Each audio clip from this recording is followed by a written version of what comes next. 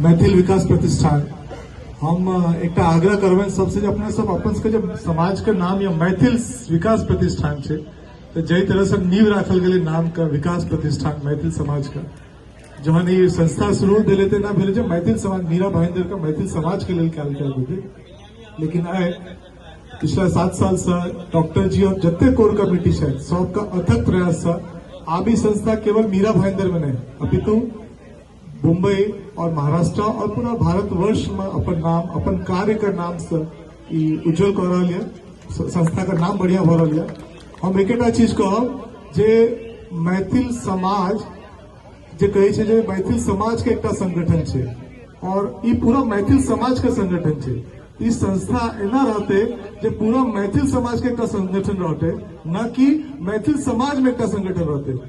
तो यह ध्यान में रख अपना कार्य करवाते क्योंकि मैथिल समाज में एक संगठन बना और पूरा मैथिल समाज का संगठन बना बहुत फर्क है। तो हम सब से अपन जितने छी कोर कमेटी यह ध्यान रखो निस्वार्थ भाव से पूरा मैथिल समाज का संगठन का कार्य अगला एना ही चलाते रहो। बहुत बहुत शुभकामना तन मन धन से सब लागल छी और एना ही लागत रहो निस्वार्थ डॉक्टर जी के जितने